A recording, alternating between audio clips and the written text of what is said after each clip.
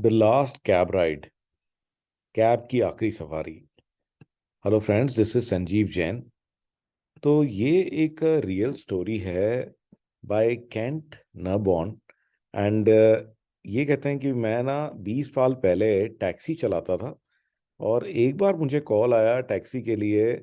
और एक सिटी के एक बहुत ही कोने जैसी जगह में, एक बहुत ही साइड से एरिया में मैं गया। एक शैबी सा मकान था और वहाँ पे केवल एक ही लाइट जल रही थी। इनफैक्ट मेरे को ऐसा लगा कि पता नहीं मुझे यहाँ रुकना भी चाहिए कि नहीं, लेकिन फिर भी वहाँ लाइट जल रही थी तो मैं अंदर गया।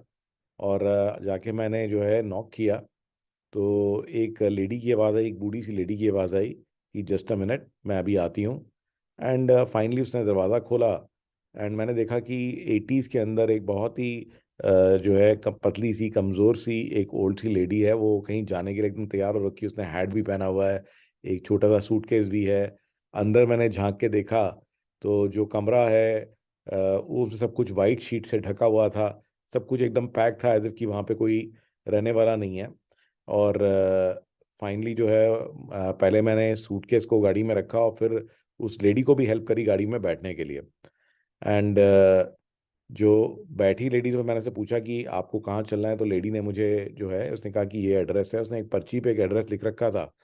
तो उसने कहा कि आप मुझे इस एड्रेस पे ले चलो, बट लेकिन मेरी एक रिक्वेस्ट है कि आप ना मुझे टाउन में से लेके चलो। तो मैंने लेडी को कहा कि अगर हम टाउन में से जाएंगे तो उससे तो कम से कम आधा एक घंटा फालतू लगेगा।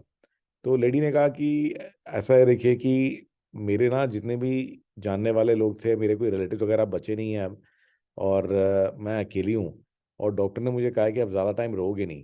तो ये जो एड्रेस मैंने आपको दिया है ये हॉस्पिस का है, तो यहाँ पे ओल्ड लोग वगैरह जो है रखे जाते हैं, जो बिल्कुल एकदम ओल्ड हो जाते हैं, फ्रेल हो जाते हैं।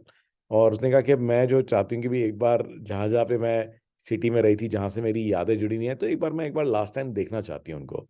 तो ये सुन करके मुझे थोड़ा सा धक्का लगा। और फिर मेरे को लगा कि नहीं, मुझे इस लेडी की हेल्प करनी चाहिए। और मैंने क्वाइटली जो है अपनी टैक्सी का जो मीटर है उसे बंद कर दिया। और फिर जो है उस रात को ऑलमोस्ट 2 घंटा मैंने उस लेडी को घुमाया। तो उसने कहा कि मैं जगह जगह उसको लेके गया। और 2 घंटे हमने पूरा नेबरहुड घूमा। उसने मुझे वो बिल्डिंग दिखाई जहाँ पे कि वो जॉब करती थी। फिर उस नेबरहुड में गए जहाँ पे वो और उसके हस्बैंड, जब उनकी शादी हुई थी तो वहाँ पे उन्होंने घर लिया था अपना। वो मुझे उस जगह पे भी लेके गई जहाँ पे एक्चुअल में एक फर्नीचर वेयर हाउस था, जो कि पहले एक बॉलरूम हुआ करता था, जहाँ पे एज अ यंग गर्ल वो डांसिंग सीखती थी या डांसिंग की प्रैक्टिस करती थी। तो कई बार वो मुझे किसी किसी बिल्डिंग पे लेके गई जहाँ पे कि उसने मुझे कुछ बताया नहीं, और वो थोड़ा सा साइलेंटली जो है उसको देखती रही, बट मुझे नहीं बताया कि वहां पे वो क्यों उसने रुकवाया है। तो पूरी रात जो है मैंने उसको घुमाया। और फाइनली जो है जब वो सेटिस्फाई हो गई, ऑलमोस्ट 2 घंटे होने वाले थे, कि अच्छा चलो अब मुझे आप वापस छोड़ दो। और जब मैं हॉस्पिस पहुंचा तो वहां पे ऑलरेडी कुछ ऑर्डरलीज थे जो कि उसके लिए वेट कर रहे थे और उसको लेके जाने के लिए तैयार थे। तो लेडी ने मुझसे पूछा कि अच्छा बताइए मुझे, how much do I owe you, और अपना पर्स निकालने लगी। तो मैंने उसे कहा नहीं नहीं, नथिंग, आप बिल्कुल भी चिंता ना करें कि और पैसे कमाने के लिए और दूसरे पैसेंजर्स हैं मेरे पास।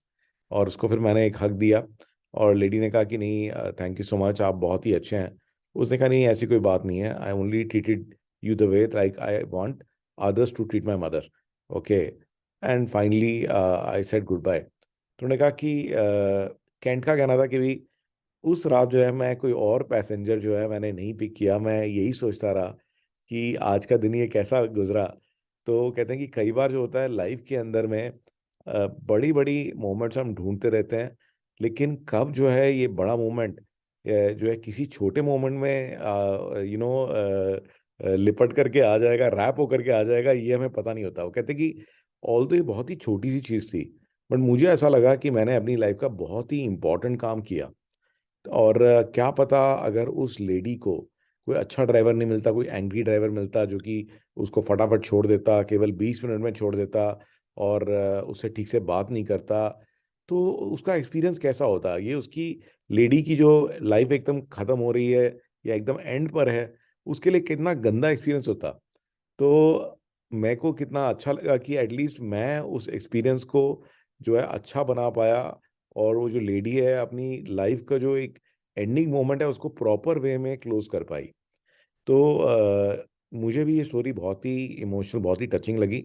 एंड आई फील कि जब भी हमें कोई ऐसा मौका मिलता है जिसमें कि हम किसी दूसरे की मदद कर सकते हैं, तो हमें उस मौके को जो है हाथ से जाने नहीं देना चाहिए। आइए फ्रेंड्स, आइए बढ़ते हैं इस नेक्स्ट टेक टिप की तरफ। आज की जो एक टेक टिप छोटी सी देता हूँ मैं आपको। तो कई बार जो है हम लोग कोई वेबसाइट देखते हैं जो हमें बहुत पसंद आती है, बट हमें ये नहीं पता होता कि ये वेबसाइट को बनाने के लिए क्या टेक्नोलॉजी यूज़ की गई है। तो उसके लिए साइट है जिसका नाम है builtwith.com।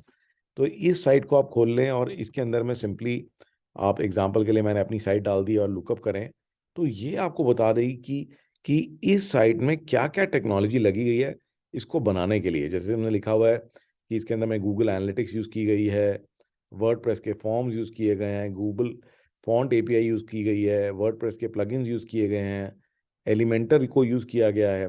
तो आप देख रहे हैं कि इसमें जितनी भी टेक्नोलॉजी लगी हुई है वो सारी की सारी टेक्नोलॉजी यहाँ पे आपको नज़र आ जाएगी।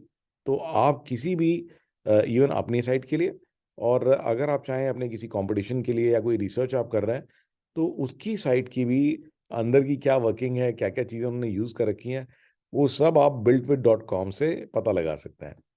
तो आई होप आपको आज की स्टोरी पसंद आई होगी, एंड अपनी भी तरफ से अगर आपको इस स्टोरी मुझसे शेयर करना चाहते हैं, तो do go ahead and share the story with me and it will help everyone. So look forward to seeing you in the next story.